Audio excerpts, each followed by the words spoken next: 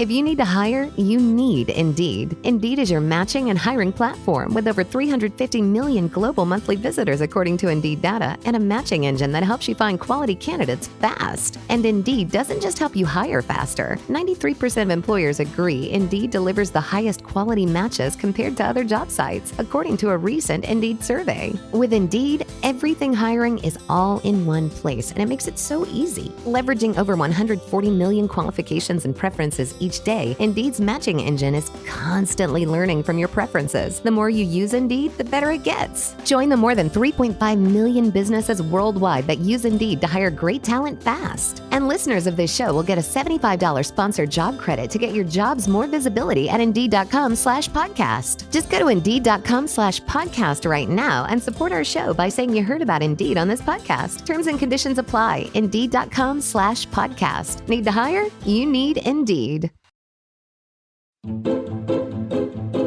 Welcome to Sugar Coated Murder Podcast, a brilliant true crime podcast hosted by two zany sisters, all while baking up delicious treats in their kitchen.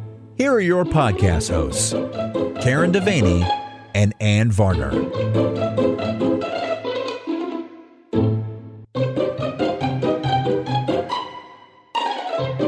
Hello, Sugar. Well, Sugar, Howdy do. howdy freaking do. Here we are again, back in the kitchen. We are making it happen. We really are making it happen. Working ourselves to the bone. It's what we do, but we do it because we love it. We do. We love enjoy it. Yeah, I don't know. I don't even know how to explain it, but we do. we do. We do. we do. We do. We do. So we've been drinking bourbon. Yeah. And it has gone straight to my head. So everybody buckle up, Buttercup. And yeah. And we might have to get her a snack in a minute. I'm making a cake that turned out to be a cookie. And you know what? We're just making it work. Y'all will see. We're just making this mama daddy work. Mama. I don't know. I don't know if I should sit here and be quiet Mother, and just father. let her. We're making this mother father work. Oh, I understand what you're See saying what I'm now. saying? See where I'm heading with that? Yeah. Yeah. Gotta stick with me, Sugar. Well, It's a okay. wild ride, but it's fun. It's fun to figure it out. I'll do my very best. Yeah. Look at that. Look at that. So, what are you cooking Oh. tonight? I'm gonna tell you. It is a double layer chocolate chip cookie dough cake. Okay. Okay. But wait for it. Okay. And it has a brown sugar chocolate chip buttercream frosting. What? So it's supposed to kind of taste like cookie dough. Oh, Well, that sounds so good. I know, and the pictures look lovely. They do. What happened was, They do not look like what's in my kitchen. though. okay, well, I did my best and I get an A for effort. But see, what happened was that I forgot to put the milk in the cake recipe. It's fine because it does have oil and eggs and water in it too, but it came out a cookie. It did. It's just a cookie. Yeah. And so I took them cookie layers and I put mega amounts of frosting between them and on top of them. And now we have a frosted cookie. I love a frosted cookie, though. Yeah. Remember getting those from the Great American Cookie Company? Yes. And they were like the big birthday, was a Yes. double layer. And they ain't never done nothing like that. No. And I was going to try to pipe it on, but Nah. after that bourbon hit my head, I knew that was not going to happen. I think not. So it's good, though. We're fine. Everybody's okay. Everybody's good. We're good. Good. And let me just tell you one quick thing. I never knew this. Okay. I mean, I knew that when you put brown sugar into your buttercream, it does make it kind of grainy. Uh-huh. Well, they had a fix for that. Okay. You take your brown sugar and you add like a tablespoon, depends on how much. Like this was a half a cup of brown sugar. And I added a tablespoon and a half of water, put it in a saucepan Mm-hmm. on medium heat, and then let it come to a soft boil Mm-hmm. and stirred it really good. And then took it off the heat and cooled it for 10 minutes before I added it in. And it took a lot of the grain. It's supposed to take all the grain out. I'm not sure that I really got to 10 minutes because after I started icing the cake, the timer went off and I was like, wonder what that's for. And I was like, oh, dang, I already added it. It's fine. I think it's okay. I think we're going to call this an It's Fine cake. It's fine. Everything's fine. Everything's fine. But I mean, y'all will see. I think it's going to be great. Oh, it's cute. It looks good. You know what? When life gives you lemons, make a freaking cookie cake and get over it. Exactly. So look at that. Beautiful. Just throwing some chocolate chips on it. Oh. Just It's okay. It's fine. Okay. All right. Well, while I'm you chocolate chip finish in your your kitchen. cookie cake, Yeah. I'm going to talk about the craziest murder. I'm so excited because you just have told me, you don't ever tell me about the murders, but you told me today that you keep finding out more stuff and it's like a bonus. It's like a bonus murder situation. Yes. I started out searching the one murder. And as I was looking through that murder, another murder popped up. And I was like, what the hell? And then when I finished researching, I get to the end of it and I'll be doggone if there isn't another murder. Yeah. You not doggone. I'd be doggone if there wasn't another one. There was another one. Girl, stop it. It's just a crazy situation. It's a lot. I can't wait to hear. So hold on to your britches and pay attention. I wonder if I got britches on. Yep, I got them. I would not allow you into my home without britches. Well, I mean, I meant the undergarments, but I feel them because I've hiked up my other britches, my outer britches, and I you might have to that I have inner britches. You might need a banana. No. We don't talk about inner britches on this podcast. Well, we do now. Inner britches. Yes, inner britches. No. All right, tell me about your murder, doggone it. All right, this happens in Georgia. Oh, I like Georgia. Yeah, and we're going to talk about the Fuss family. Bill and Jackie Fuss had a daughter named Margaret, but they wanted more babies. Unfortunately, she couldn't have more babies, or they couldn't have more babies. So they decided to adopt, which is fantastic. I love that. Fantastic. Good for them. They adopted two brothers, Charles, who was 5, and David, who was 3. I wrote 5, but I remember he's 3. 5 and 3. That worked out really well. Everything seemed to go smoothly with bringing the boys into their home. So they decided to adopt a little girl. Oh. This time they got a baby. I don't remember. She was like a maybe infant. There you go. That's the name. I know the name. It's an infant. Yes. Okay. Well, the thing about Margaret, she felt the same way about her brothers and sister that you felt about me. She wanted her mama to take them back. Okay. Margaret was the first one. Yeah. Okay, I got you. Yeah. It's like Margaret. She's an infant, but no, she's not. Yeah. She's old enough to talk. Yes, I did tell Mama to take you back. Yes. Several times in your life. She still hasn't. I'm still waiting for the gypsies to come back and get you. They're coming. You just keep moving around. Now I am a gypsy. Yeah, so you're just one of them. You inherited that. All right. So now we got 4. Yes. 3. No, 4. We have 4 children. Are you trying to? Somebody please send help. Is your abacus in the shop? One child, one bee. It was Margaret, and I want to call her Mary Margaret, but no, only one person that's listening to this knows why. Right. And then she got the 2 boys. Yes, the 5 and the 3. Charles and David were their names. And then she got the infant. And her name is Melissa. Melissa. Yes. Okay. Now their family is complete. They're good to go. They're good to go.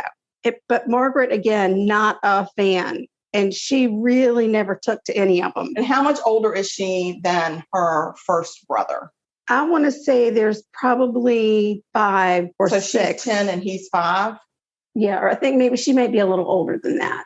Okay, so she was 10 when he got brought into the fold. Probably. Okay. And he's 5 and the other one's 3 and now there's a baby. Yeah. An infant. And she's like, I ain't having this. She's not happy. I did not order any of this. This was not the menu. And to be honest with you, as they grew up, none of them got along. Well, none of them. Isn't that a shame? None of them got along. That's just a crying shame. They all fought. Out of 4, they couldn't pair up. 2 people couldn't pair up. As they grew up, as they got older. I'm saying they don't like each other. Don't act like you don't know how they feel. I mean, I like you. You like me now. Oh, yeah. But when we were growing up, I liked my brother. You can like 2 people at the same time. I was very loyal. Can you please tell this story? I'm losing track. I lose track of my page because you continue to interrupt and then go on tangents. Oh, I did that? No. I thought that was you. It was. I just wanted to see you fall for it. I was like, I'm so sorry. It wasn't me. Oh, God. So I can remember fighting with my brother and sister when I was coming along, but not to the degree that these kids were fighting. Okay. It was constant. There were never any ha-ha laughing moments in church like we had, or ha-ha laughing moments at the funerals like we had. Yeah, but yeah. On top of the constant bickering, Charles was showing signs of some mental deficits. Jackie had her hands full and Bill was more comfortable at work. Oh gosh. So he wasn't around. Disappear, Bill. And Jackie was a yeller. So her disciplinary methods were just, I'm going to scream at you until your behavior changes or one of us passes out. Oh, at times they say it was like living in a 3-ring circus. Oh no. As soon as they were old enough, Margaret, David, and Melissa all moved out of the family home and they each got married. We're hitting the road. Jack. Charles stayed at home because he had been diagnosed with schizophrenia. Bless him. He was on medication, but he did not like being on the medication. So Jackie had to monitor him constantly. He was very unpredictable, very combative, and Jackie did the best she could. Well, Bill was at work. Right. Well, and sadly, Bill passed away in 1993. He said, I cannot work anymore. I'm just going to kick the bucket. Exactly. He had lung cancer. Oh, bless his heart. I'm sorry there, Bill. R.I.P. R.I.P. Bill. Mm-hmm. So Margaret, David, and Melissa did not stay in touch with their family once they moved out. It was like that's kind of rarely. Rude. Like not even their mom? Rarely. That's rude. Yeah. You got to keep in touch with your mama. Exactly. But they all did come back for Bill's. I'm sorry. She has licked the bowl and now her tongue is all over the beater and she's not once offered me a taste of any of it. That side. Well, I can't rate the second because you're talking. But can you just hold off or do you have to eat all of it now? You said I needed a snack. That's real good. I got to find my freaking place again. They had all kind of moved away from being part of the family. But when Bill died, they all showed up because they wanted to know about their inheritance. They got none. Right. That's exactly what Jackie said. That you can all hit the road because you're not getting any of this money now. I need it to care for your ill brother. So they all went off on their merry way. But Jackie and Charles were really just not getting along. That's not good either. They argued constantly about his medication, and he wanted to move out of the house, but she wouldn't allow it, even though he was like in his mid-20s at this point. But he was out of control, and she was having a hard time handling him. So she called Melissa, her daughter, and said, hey, I need some help. But Melissa said, you know what? My marriage is going down the tubes and I can't focus on Charles right now. I got to focus on this. Lord, Melissa. And her way of focusing was to go to the bar. Oh, well. And hook up with some rando. Oh, no. But she loved him. She fell in love with him. His name was Joel Dominguez. And she just felt an instant connection to him like none she's ever felt before. Isn't that always how it happens? And then she just couldn't keep her hands off him. Lord have mercy. I know, but I'm going to get back to those two. I'm going to get back to those two because you're going to love that story. Back to Jackie. Oh, gosh. She's struggling with taking care of Charles. At this time, he's 28. But then Jackie meets a guy named Edsel Bruce. Edsel. Isn't that a fun name? Edsel. It's like a German name, kind of. Oh, yeah. Sounds or Deutsch. Like could be Deutsch. Oh, Deutsch. Speaking of Deutsch. Speaking of Deutsch. They fall in love and get married in 1995. She ends up moving out of the family home and leaving Charles there to live on his own. She would go by the house frequently to make sure he was taking care of things and taking his medicine and everything seemed okay, but she wasn't there day to day. So he finally got his wish about living on his own. On June 21st, 1996, Jackie stops by the house. She and Charles had an argument over the status of the house, which evidently was a little not clean, and the grass needed to be cut. And she wanted him to cut it. He didn't want to. And finally, she says, listen, I'll give you some money if you'll go mow the lawn. And he said, well, okay. While he's outside mowing the lawn, she starts going through the mail that comes to the house because she still gets mail there. And she comes across the phone bill. And remember, this is back in 1996. Oh, gosh, yeah. So you can really run up a phone bill. Yes. It's a shame. Well, he had run up like an $1,800 phone bill because he found himself a phone sex line and he frequented that sucker to the tune of $1,800. They should give disability rates. I mean, the guy's got schizophrenia. He can't leave the house very often. He's got some mental issues. He needs to get his hinga-honga. And so I'm just saying. You don't get hinga-honga when you call a line. Maybe that's the way he got his gratification. Okay. And I'm just saying there should be disability rates. Okay. Well, I disagree, but let me finish the story. Disagree on that one. Oh, you're funny. So she's really, really mad at him. And Charles comes in and he's like, I finished cutting the grass. And she goes off about this phone bill. So he goes back to his bedroom and she picks up the phone and calls her husband, Edsel. He's not home. So she leaves a message, says, this is what's happening. But her message is interrupted because Charles is calling her, come to my room. And you can hear her say on the voicemail message, I got to go see what Charles is yelling about. Oh. So she goes into Charles's room and he's on his bed and he's like, Mom, there are rats under my bed. And she's like, there are no rats in this house. There are not rats under your bed. And he said, Mom, there are rats under my bed. Look at it. So she bends down to look for the rats under the bed. And she's like, Charles, there are no rats underneath this bed. And he pulls an axe out and slams her in the back of the head. Excuse me? Yes. Oh my gosh. Yes. I mean, A, I kind of saw that coming, but B, holy crap, an axe? Right. So then Edsel gets a call from Charles, and Charles is like, I locked myself out of the house. Can you and Mom come pick me up? And Edsel's like, wait a minute, I thought your mom was over at your house. And Charles said, I'm going to have to call you back. Because he couldn't. I got my story wrong. Let me call you back. Hold on. Let me ask Mom how to work this out. Well, she got an axe in her head. Well, no, but he's schizophrenic, so he probably talked to her. Maybe. You don't know. That sounds really silly. Did you ever watch Bates Motel? Yes, sugar. It was written in a certain way. I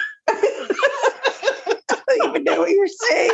It was written in a certain It just sounded so good when it came out. It was like, so take that. And then that last word that came out was like, this is not No. Let's keep going. Okay. This is a lot.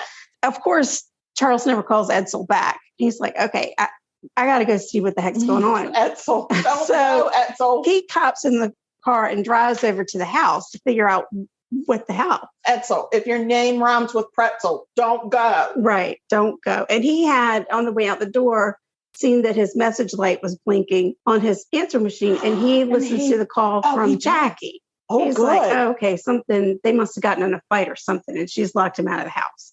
So you only knew. Now he gets to Jackie's house, and it's dark. The car is gone. Oh. And nobody's answering the door, and it's locked. Oh. So he calls the police, which I think is very smart. A lot of people just would have broken in and tried to figure it out, but no.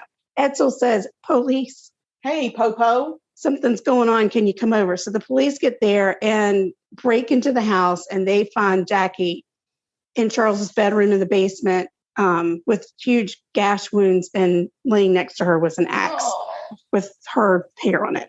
Oh, God. So they immediately put an APB out on Charles. Yeah. And for 9 days, they got nothing. Oh, wow. 9 days.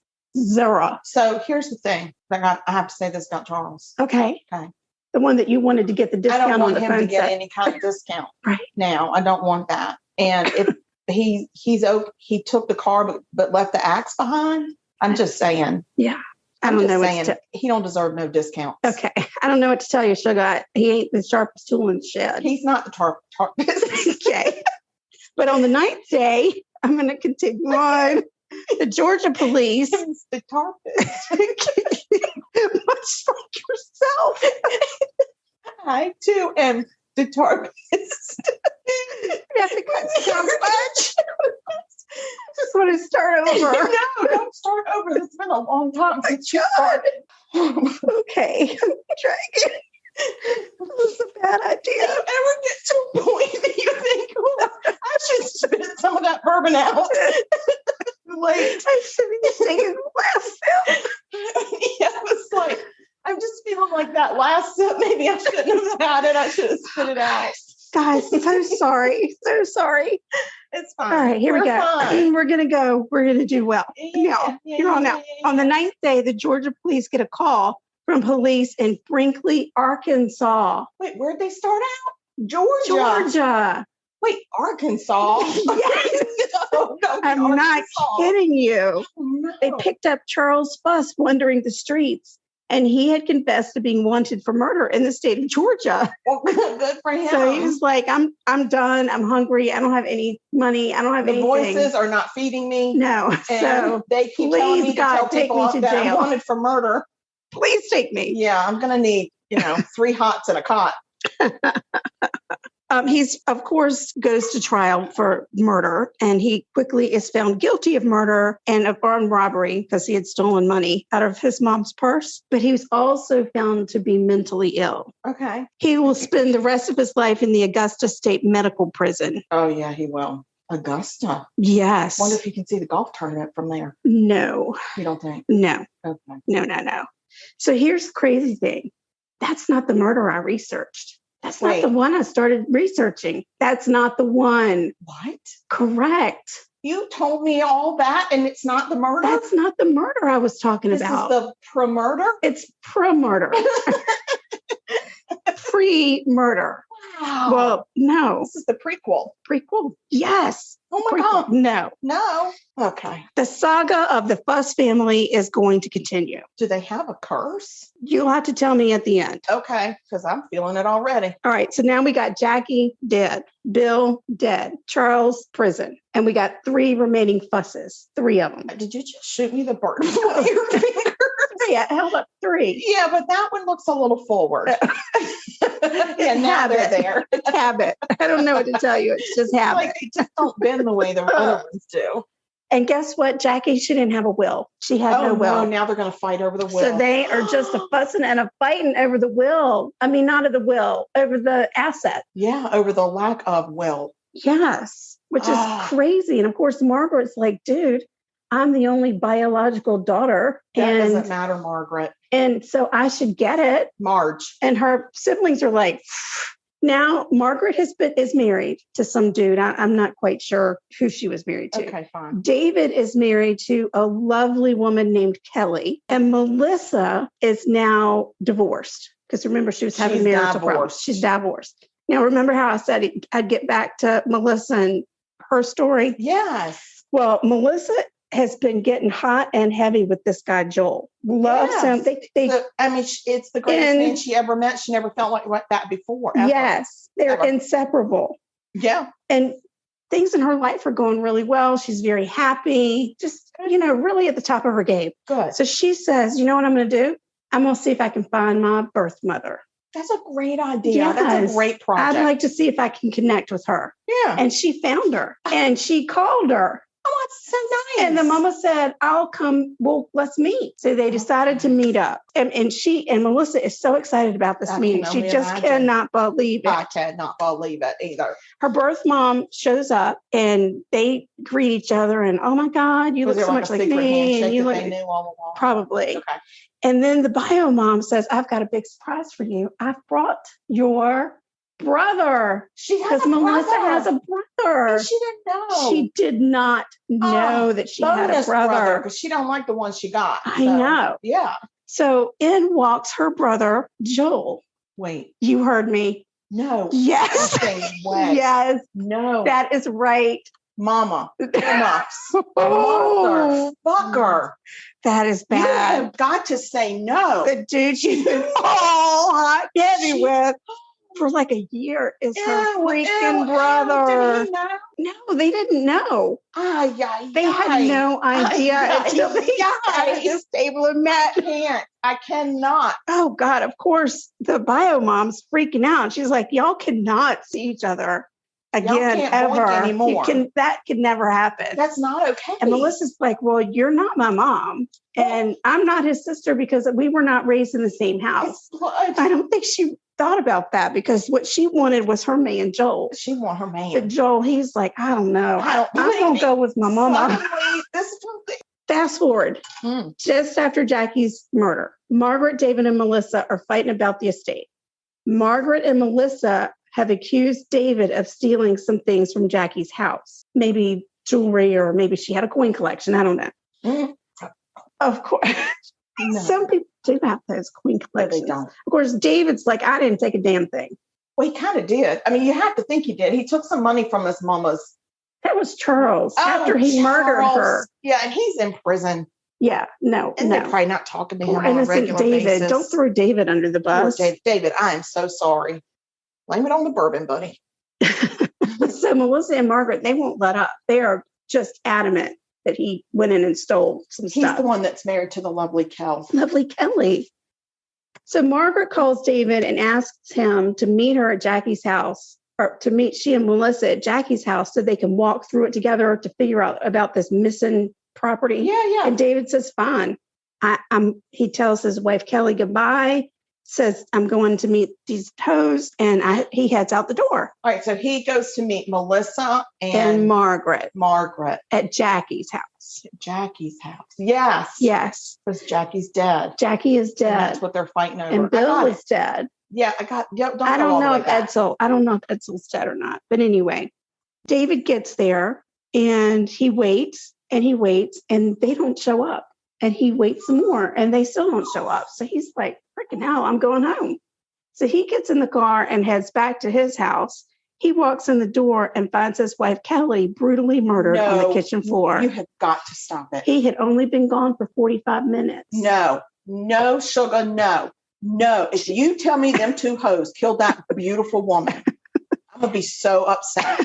Kelly had been stabbed over 30 times. No. She did have defensive wounds, so they could tell she fought for her life. Detectives took David to the police station to question him about the day's events. Like, where did you go? What were you doing? Like, how do we know you are not the one that came in and stabbed your wife? So he says, I left to meet my stupid sisters, and they've accused me of stealing stuff from Mama's estate, and I didn't do it. And I wanted to just go, get things figured out. So the police now know that there's all this fighting and everything going on. He also says, I've met with my sisters about 60 times to talk about the estate. Everything together, the properties, the cars, the jewelry, all of that stuff together, averaged out to be about $450,000. So it was a significant amount of money. David also told police that they needed to look into the whereabouts of his sister, Margaret and Melissa, since they didn't show up at the house. He'd like to know where they were. Me too. When David got home, he noticed that Kelly's car was missing. So police put be on the lookout, a bolo out for the car. And they found it abandoned a few blocks from David's house, just a couple blocks away. Why would you steal the car and park it a couple of blocks away? Are you a dumb hoe? Okay.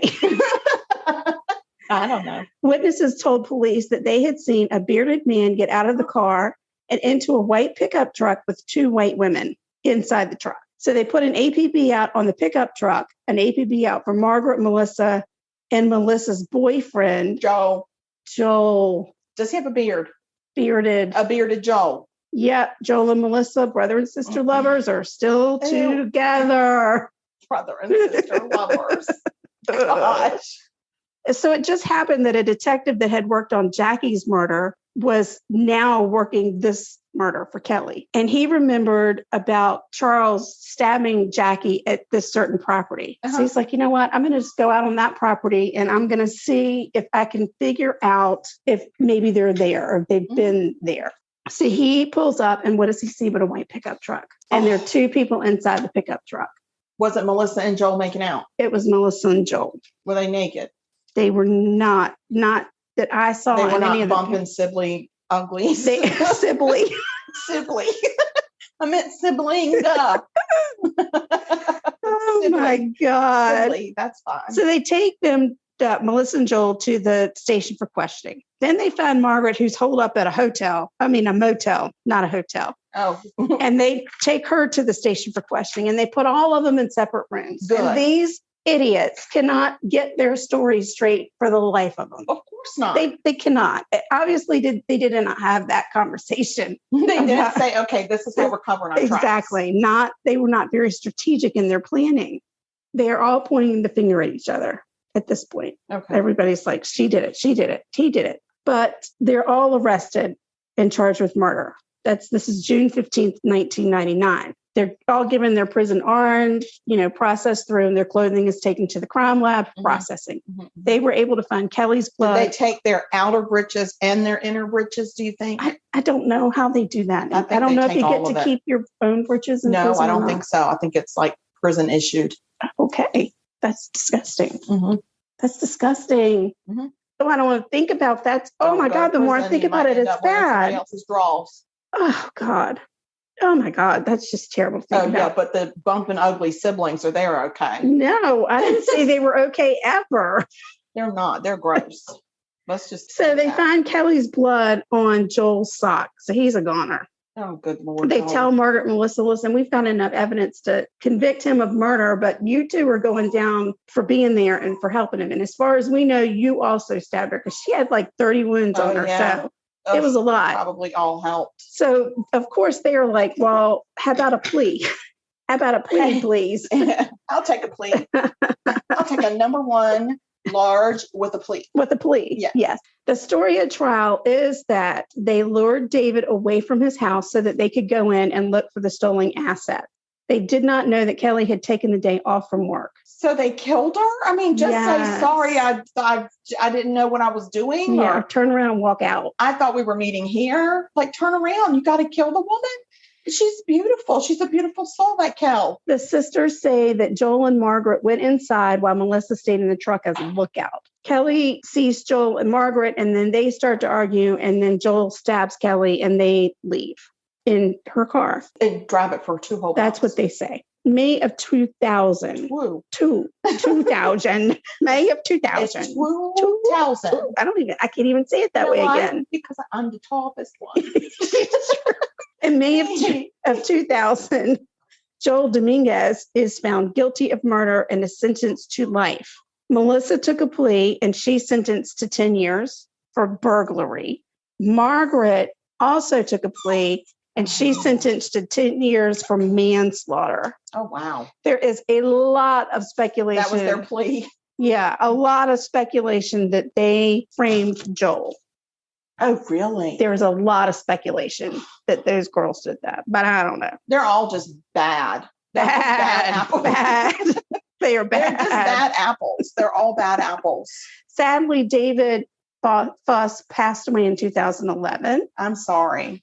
He ended up getting everything, but he didn't want it because he just wanted his sweet little wife. I know.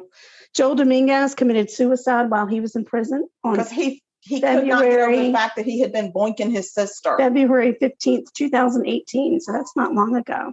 No. The Fuss sisters were released from prison in 2009. Where are they?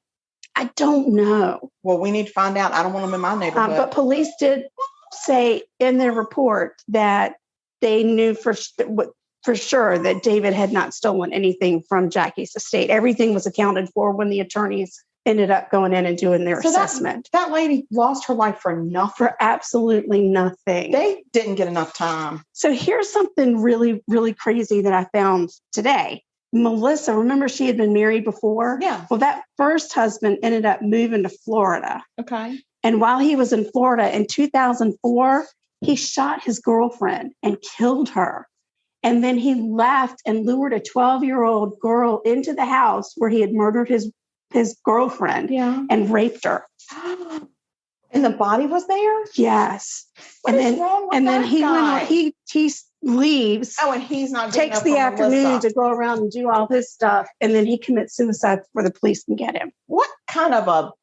I know. So that was Melissa's first husband. Gosh. Lord have mercy, right? It's too much. I couldn't find anything about Margaret and Melissa. I don't know what they're doing, but I sure hope they learned that greed doesn't get you anywhere. Well, I just hope hope that maybe they came out better people than when they went. I do too. And if they didn't, then I hope karma catches up to them. Karma always catches you. It always catches you. It does. Isn't that the craziest story, though? That is crazy. So you started doing the second murder that you told about, and then you found the first murder. Yes. That's wild and crazy. We're just walking around. I don't know what's happening. We're doing musical chairs. What's happening? Blah, blah, blah.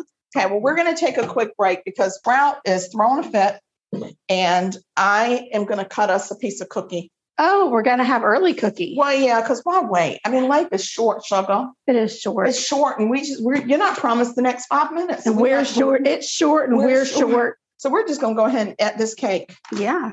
So just hold on a minute, y'all. Gosh, my skin gets so dry in the winter. I feel like a sponge out of water. Girl, you need to check out Way. Way Melrose Place Body Cream quenches your thirsty skin and leaves it feeling satin smooth. It's fast absorbing, so it nourishes your skin when you need it most. That sounds amazing. What kind of ingredients are in Way? Way uses high-quality, nourishing ingredients like squalane, coconut oil, and kapuasu butter. Wow, I can't wait to check it out. Experience the new Way Melrose Place Body Cream and Body Cleanser. Your body, your way. Go to THEOUAI.com and use code BLEAV to get 15% off your entire purchase. That's 15% off your entire order. THEOUAI.com. Code BELIEVE. Welcome back to the Judgeatorium. It's the King with the boys. That's right, it's Matt, it's Adam, two comedic co-hosts that talk about what they love. Beers, combat sports, pop culture, horror movies, and whatever else we want. So subscribe on your favorite podcast platform to catch new episodes dropping every Sunday morning. All right, we're back from break. Welcome back. Welcome back, everybody. And I went ahead, just like I said, life is short, so I just cut us each a piece, and we're going to go ahead and taste it now. And then I'm sure we'll taste it again. I'm sure we're going to be sober for your thing, but not mine. It's fine. I don't think I'm going to be. I don't feel like I'm anywhere close. I'm still feeling like it's still hitting me.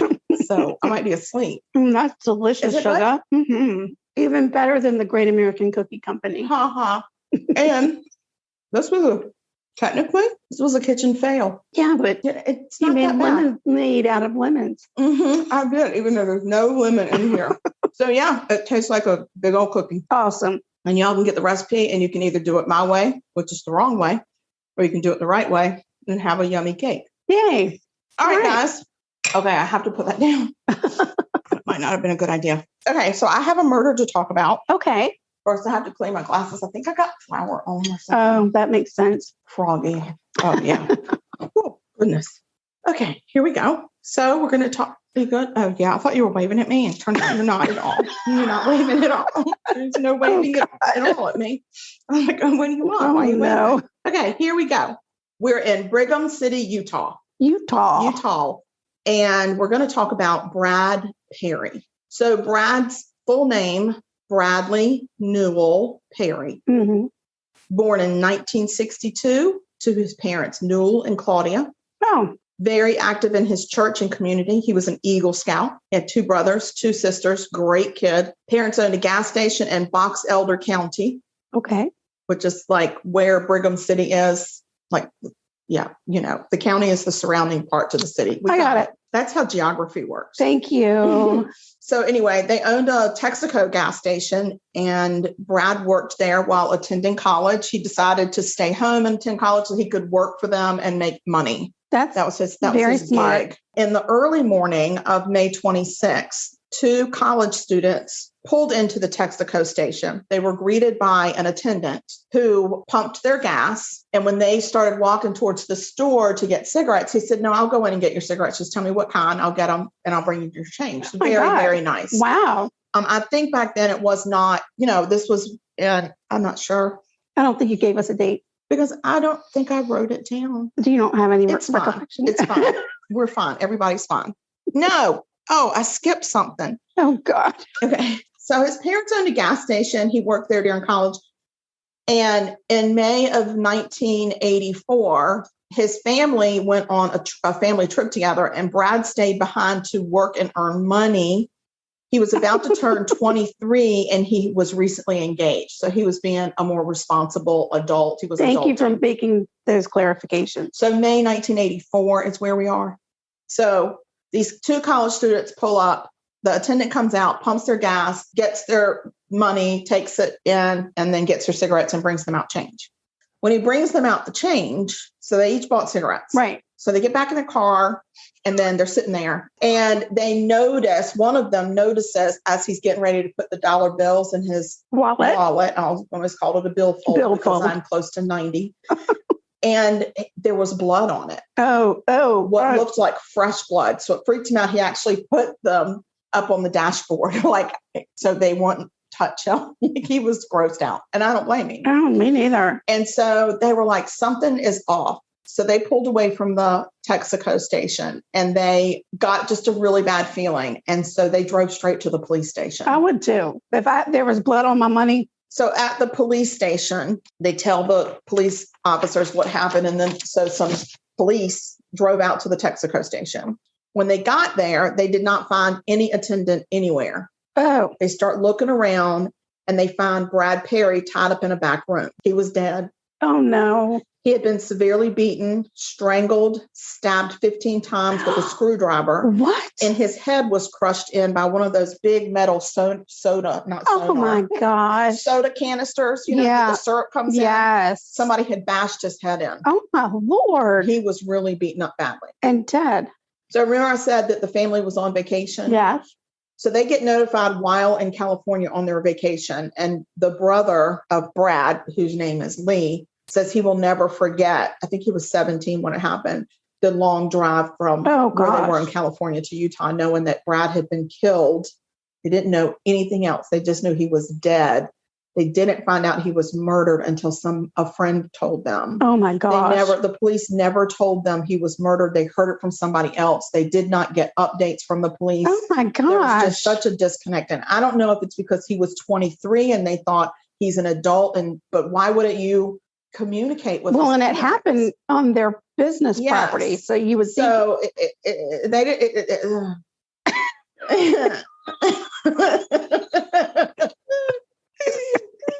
Oh no. It didn't go well. I don't even know if I'm going to be able to edit that. I don't know. It didn't work. Things weren't well. They weren't well. So sorry.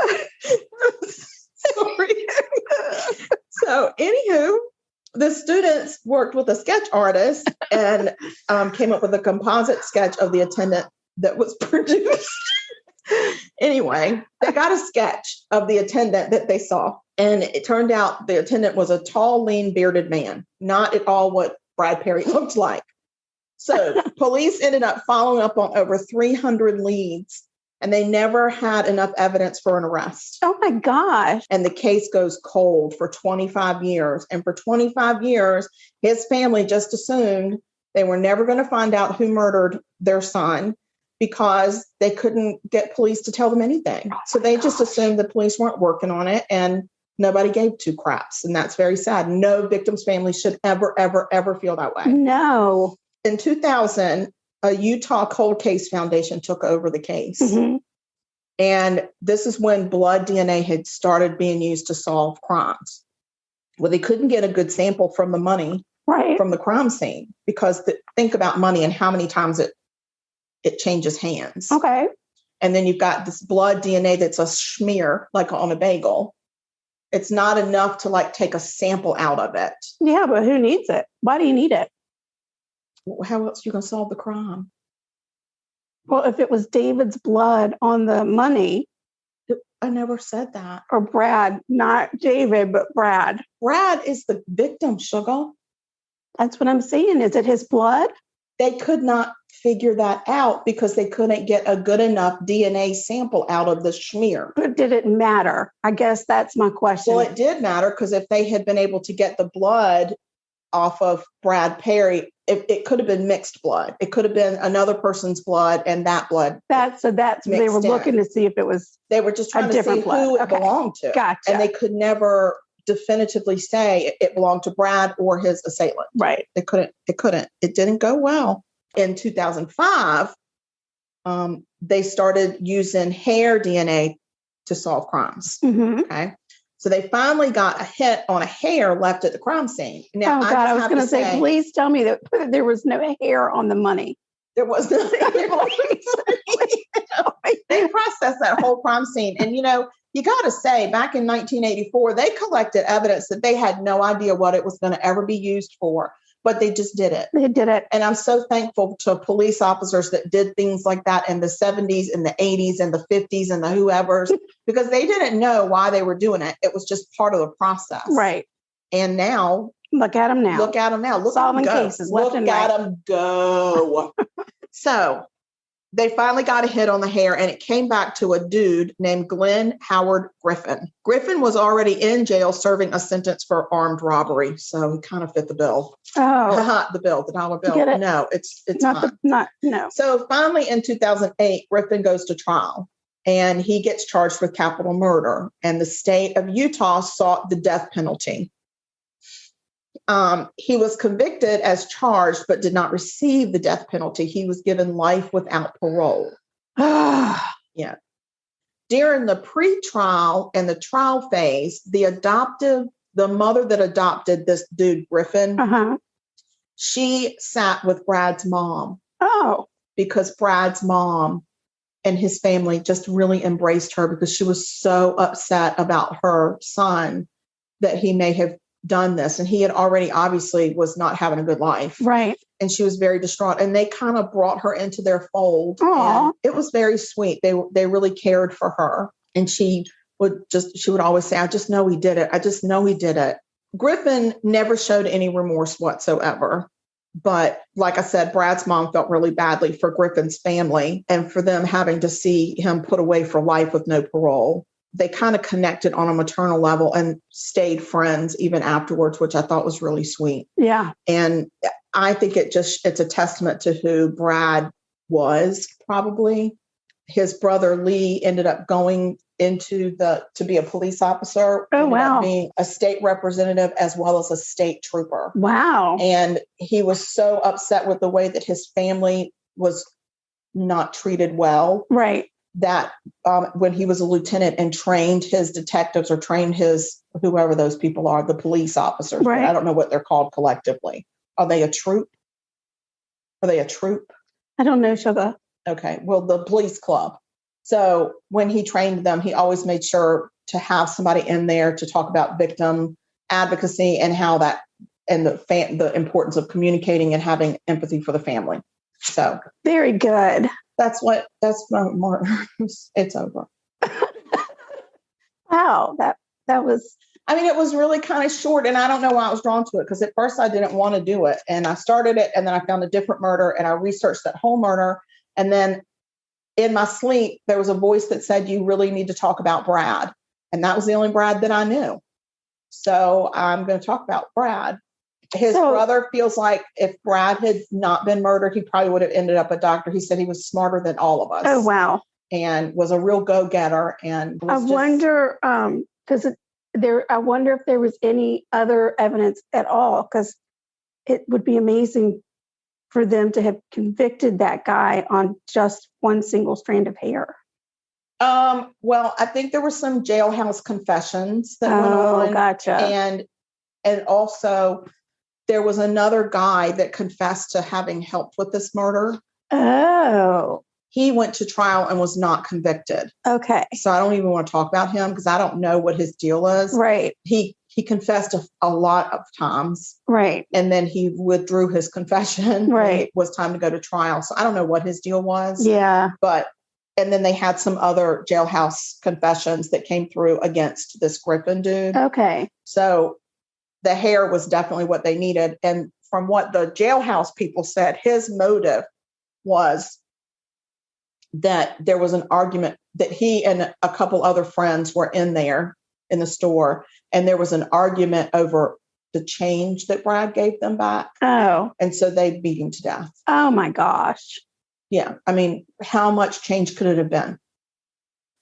That I worked in retail for a while, and you would just be shocked at the amount of people who swear they gave you a 50 when they gave you a 5. But is it enough 20? to kill somebody, beat somebody to death, like beat him to death? If we didn't have camera footage that could show the people, like, here, this is her giving you the change, and this is what you gave her and what she gave you, then yeah, I could see people coming after you at night when you get off work. That's crazy. That's not okay. People don't do that. No. Just let it go. Let it go. Just let it go. Because if you let it go with grace, it will come back to you. Yes. But that's not nice. They took that kid out. His parents were devastated. His brothers and sisters. I mean, it's not okay. Mm. It's not okay. But he was definitely raised by a stand-up family because they took that mother in. They never, ever faulted her for what her son did. Right. Ever. And I think that's really sweet. So I wonder if that dude's still in jail. I don't know. I only hope that he gets bashed on the head with a soda canister every day, but lives to tell about it. Yeah. The problem is a lot of the companies don't do the canisters anymore. They do boxes. But not at McDonald's. Yeah, I've seen even at McDonald's when we've been through the drive-thru, I can see they've got boxes. Because supposedly the Coke still comes in aluminum. That's a tail. I think that's a tail. Well, son of a bitch. I'm not going back there then. I'm done. I just don't think there are a lot of machines that operate with the canisters anymore. Oh, well, that's a crying shame. Okay, y'all, listen. This cake was good. It was delish. Just everything's fine. Yes. We're good. Somehow we've made it through. We've made it through, and y'all have hung in there with us, and we so appreciate it. We have gotten such an outpouring of love and support from 2 episodes ago when we titled that, Is Anybody Even Listening? Yes. And it turns out there are some people listening, and we're still getting messages. I know. And I just love that. And we thank y'all so much because they're just, we're human too, damn it. And sometimes we just need a little love nudge. Oh, love nudge. Yeah. And y'all gave it to us, and we appreciate it. We love a love nudge. Yeah. Let us know if you want the recipe. What? We also love when people buy us a coffee. Oh, do we ever love that? We love that. We love it. We really do. We haven't had a coffee in a while. It's been a while. Yeah, it has. And our next episode is our 100th episode. No way. It's unbelievable. Like, who knew? What a great way to celebrate. People sending coffee. People buying us a coffee. Yeah, so I think for our 100th episode, we're going to do some updates on the cases that we've done. I can't believe it'll be 100 episodes. 100 That's friggin' insane. episodes. Yeah, it is insane. I counted. And it's damn skippy. That's what it is. Skippy. Our 100th full episode. Yeah. So we have email if anybody wants this recipe, or if even better, if you want to order some kilo vanilla. Oh, yeah. We have some ready for you. We do. And we'll ship it right to you. For that spring bacon. I know. Oh, yeah. For your Easter bacon. Y'all need this. Mm-hmm. So just email us at murder.sugarcoated@gmail.com. Look at us. We're like a singing duet, but we're talking. And we have Instagram. We do. And our Instagram handle is @sugarcoatedmurder. Mm-hmm. Easy peasy to find us. Come on over. Follow us on Instagram. Look us up on Facebook. Yeah, you could. Got a Facebook page, Sugar Coated Murder Podcast, or Sugar Coated Murder Podcast fan page. We would love if you would go out there and give us a rating, a beautiful, wonderful, that's another thing, 5-star rating. We got a buttload of ratings. You can never have too many. No. Keep them coming, guys. That really helps us move up on the charts. And it gives us visibility when people are scrolling for podcasts to start. It really gives us some visibility if people are giving us ratings and reviews on whatever app that you use. We don't care where it comes from. It really does help. So keep them coming. And thank you so much to everybody that has written these wonderful reviews. Even the lady that said it's not really her thing, she still gave us 5 stars. I love it. And I thought that was really sweet of her. That she is said very she was going to sweet. stick with it. How about that? Mm-hmm. Not her thing, but she's going to stick it out. All right. So we appreciate every one of you. And we have Twitter. Oh, yes. We are a couple of twits. We are twits. And that handle is Sugar Murder. And come on over and twit us. Twit with us. Yeah. And guys, don't forget, we're on the Believe Network. Yeah, we are. We're on the Believe Network, BLEAV.com. And you can go there and just look us up, Sugar Coated Murder, and then find us. And you can listen straight from there if you want to. Yeah.